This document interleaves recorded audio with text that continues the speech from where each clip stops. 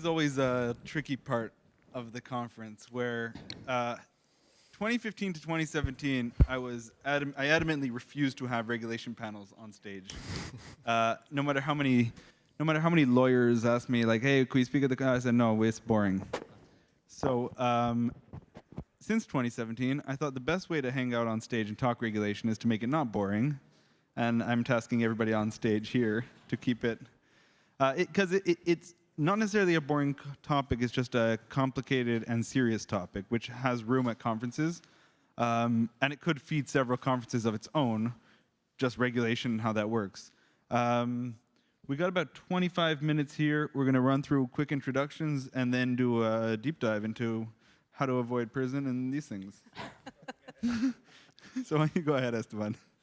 So yeah, welcome everybody. My name is Esteban. I have a hedge fund based in the Netherlands, and we also have an OTC trading desk in Dubai. That's basically it. That's great. Veronica McGregor. I'm a partner at Goodwin Proctor. I do fintech since before fintech was a word, and I advise a lot of startups in the blockchain space.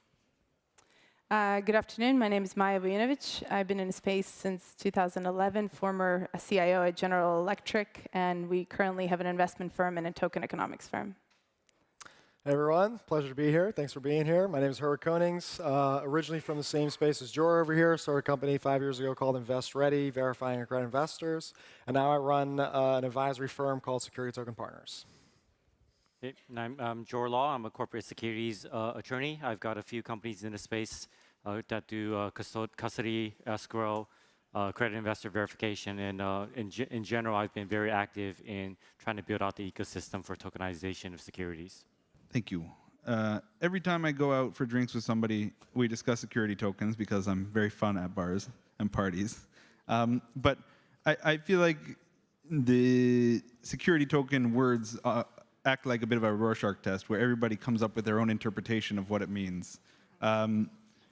Let's go through everybody, just what do you think a security token is? And I guess it does depend on definitions given by regulators, but go ahead. Let's start riffing that.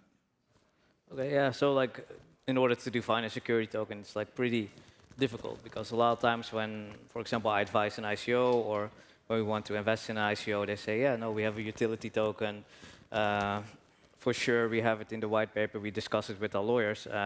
Maybe Veronica can comment on that. But like, a lot of times there's more necessary in order to substantiate your position that's indeed a utility token, or whether or not it is a security token.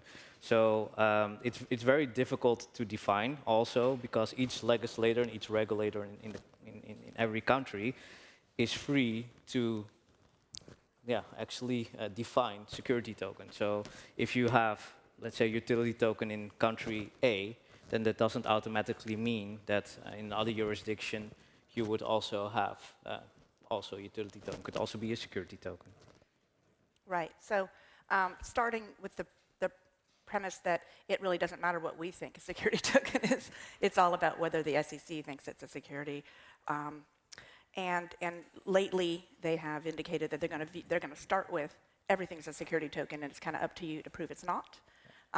If you list your tokens on any kind of exchange, which indicates that there's some sort of financial upside that these tokens can be bid up or something like that, it's going to be increase the risk of being characterized as a security token.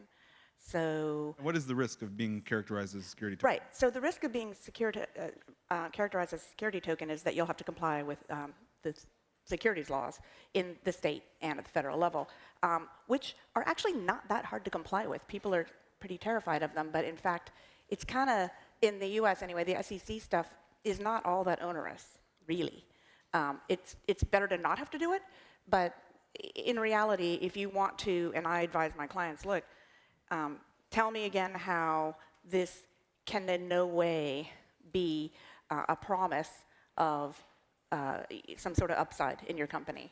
And that's all in the marketing and how the ICO is marketed and how you describe the token and what it's worth. But the risk is that you'll have to comply with securities laws. Yeah, I would have to agree with that. I don't think it really matters how we define it. And I think as a lawyer, right, there's a definition of a security. And I think a lot of us know what that is, but I think the question is more, right, when we work with our clients and we're looking at tokenizing or if it's a real asset that we're looking at or a company or just two guys in a garage, right, as an idea. Yes, it depends on the countries, right? Sure. But at the same time, we have a blatant answer. If it looks like a security, behaves like a security, it's a security. Don't mess around. And so we focus on that. Now, where I push back on legal and where I push back in a lot of the conversation is utility really drives innovation. And so when I have a very hard time with the decision of SEC, and I push back with a lot of my friends, and I certainly pushed back with our general counsel when I was at GE, is to say utility side and the gamification of the business is what's going to drive that innovation. So but I push back and say we probably are going to have to rethink some of our laws. Now, this is what I think and a lot of people think, but what SEC is going to decide, to your point, is a whole different question. I do think that the utility side is what's creative, what is going to, where the heart of where this industry started, right, is to decentralize a number of businesses and to create different business angles. Well, switching angles a bit before, some of the solution when you see that these things look like security tokens are companies that have some sort of upside. What we're seeing is, let's pick countries which have either immature or no regulation and just do some arbitrage. That company opened up an office in the Caribbean, and this guy did something in Singapore. Let's just move there because they seem okay with it. Is that the move? So, without talking about a project, but as a really, there is a really high-profile project right now of a couple of islands who've passed the law, and you're familiar with it, but who are developing a completely decentralized currency, right? So yeah, you could say they have the autonomy, they can do it to some extent.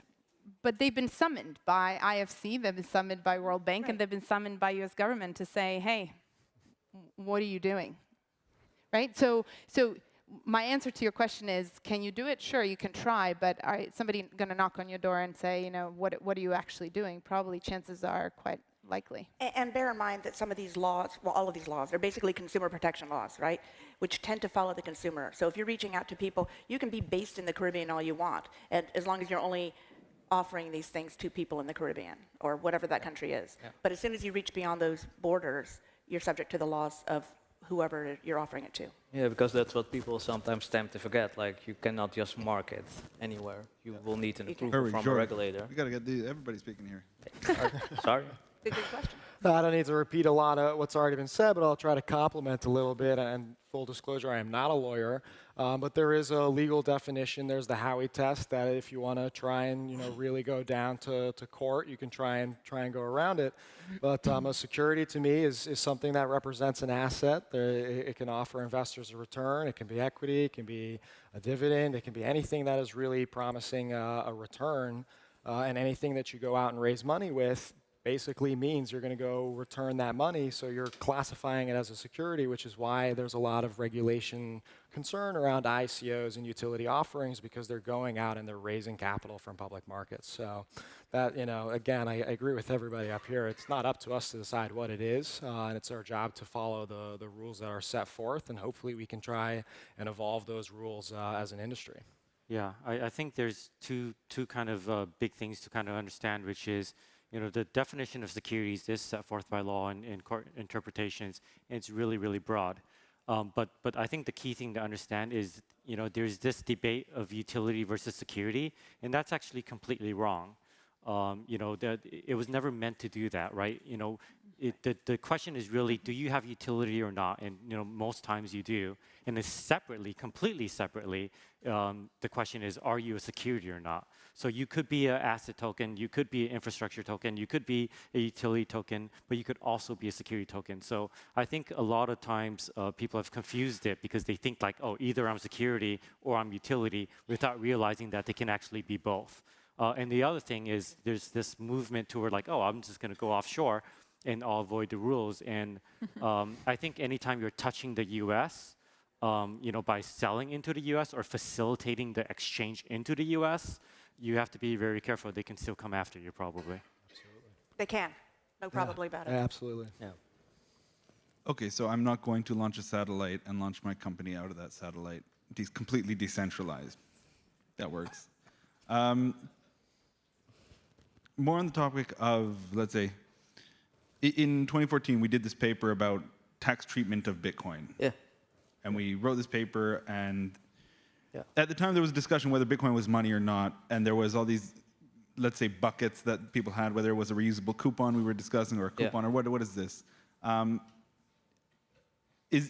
we seeing the same thing where basically the regulators are trying to fit this into an existing bucket of what they know, and then maybe in a year there's going to be, because these are so dynamic, all these ideas and all security tokens, the world hasn't seen a lot of these business models or companies before. Is there going to be a shifting, and the SEC is going to say, well, there's this new thing called security token blockchains, or security tokens which don't fit into any of these things and are regulated in a different way? Yeah, so like I think the paper which we wrote was then for the G20, which you presented there. Was a really interesting paper, but really focused on value-added tax. So that's European law. And what you saw in European law is that the European Court of Justice said, okay, you have Bitcoin, and Bitcoin can be considered as a means of payment. So it's treated comparable to a legal tender. So from an EU perspective, only VAT, you could say Bitcoin is treated comparable to a legal tender. However, the EU didn't further define. So like I know that we're like really focusing on the SEC, and I also heard the mentioning of the Howey test. But like from an EU perspective, there's no definition at all. And like a lot of times people would refer back to the European Court case in relation to Bitcoin, but you cannot just use it for any coin. So what will happen from an EU perspective is that they will need to define like different tokens in EU law in order for the member states to comply. So yeah, for sure, how I see it from an EU perspective is that for the next coming 2 years, I don't expect anything at all in relation to blockchain, because it will take a long time in order for the EU to adapt some legislation. You will have some member states which will already implement. Look at Malta, look at Gibraltar, but like they are like some kind of sort in the EU. So I think this touches on what we've talked about before, about consumer protection and just general consumer protection. Right. It does. I mean, so yes, regulators will initially, sometimes they'll let things sort of float along until they see consumers being harmed, right? And we all are aware of some very high-profile scams in the form of ICOs. And so those were bad actors, and that was fraud. And that catches the eye of the Department of Justice and the SEC and any regulators who might think they touch on any part of that.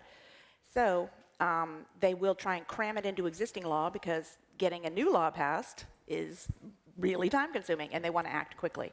So they will start with a thing like the Dow opinion, which is kind of setting out some framework, and then but without an enforcement action. And then they'll do something like Munchie, right? And they'll be like, okay, listen, you can't just go out there and ask for capital in this form without it being considered security, and they're cram it into their existing law, because it does, as she said, sort of walks like a security, talks like, I mean, a lot of these do, not every one of them, but the scamminess of some of the big high-profile enforcement actions are what catch the eye of regulators and cause them to want to act, and they only have what they have to act with.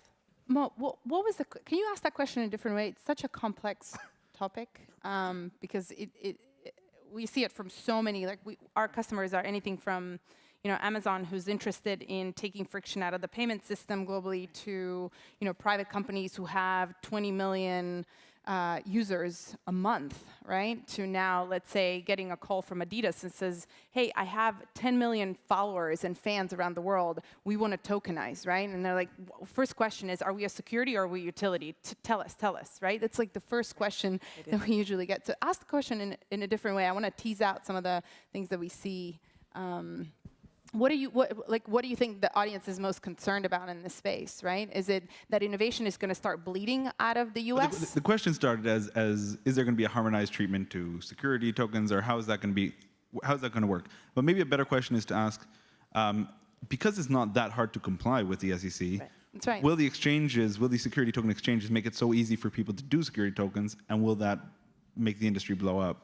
I mean, look, so if you think about it that way, you've got guys like T0, right, who've been thinking about it way before almost anybody else did. And so they said, look, based on what you just said, right, based on the laws, SEC is going to say this is a security. So therefore, let's prepare a platform that is going to start onboarding this and doing it, right?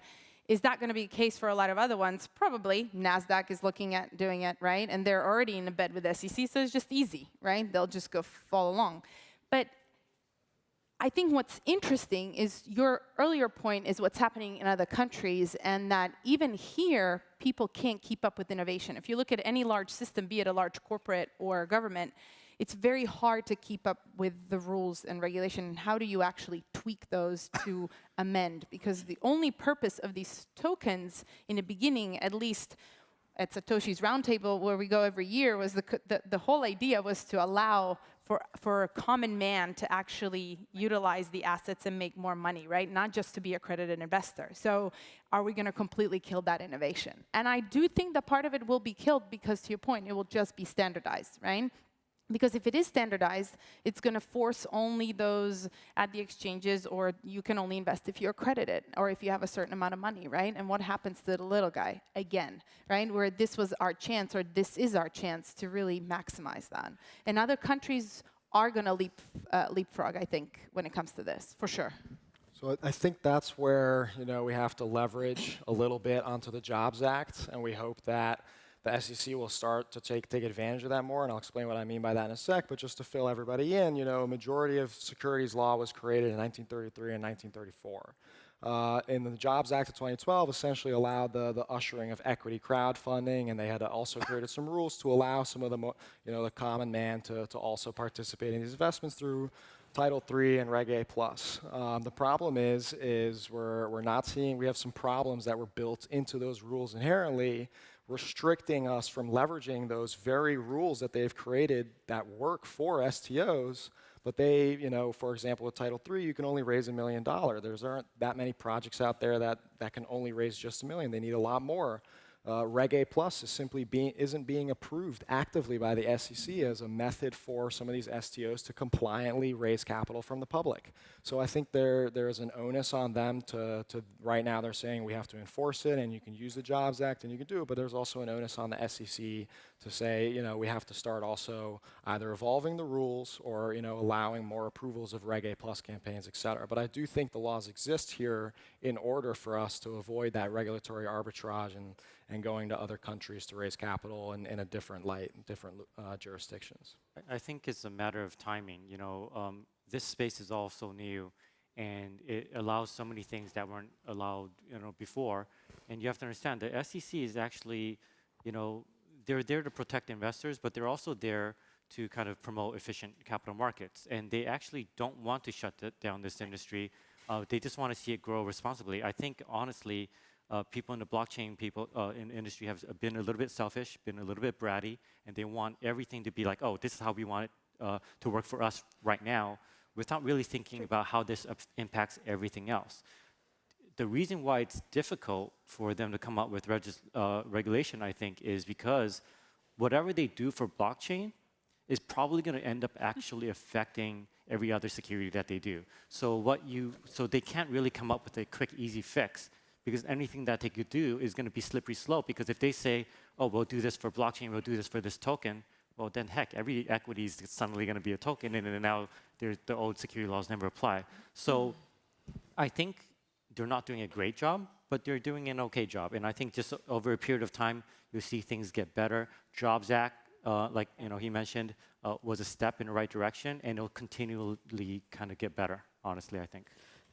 Maybe as well, like you can compare it. I mentioned it a few times at the conference already many years ago. Like you can compare this industry to iGaming, which is a more fancy word for online gambling. But like in 2014, Chris Moneymaker won the World Series of Poker, and then there was this poker boom. And regulators didn't know what to do. People were making a lot of money. A lot of scams happened where websites took everybody's money. They just disappeared. And all of a sudden, you see regulators implementing regulation.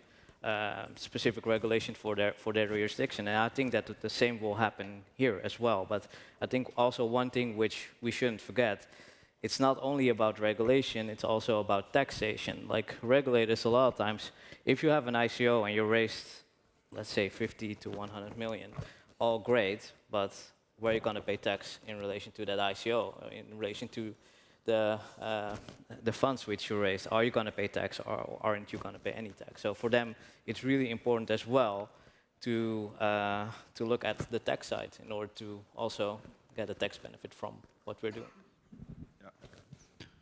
Since since 2012, every September, the institutional money was going to come in. Yeah. So every single year, institutional money was going to come in, and it still hasn't. So, but now there's maybe a reason institutional money should come in. Yeah. And that's what people are saying, that when security tokens come on, unlocks $1 trillion business, hundreds of trillions of dollars, capital markets, all these things. How true is that statement?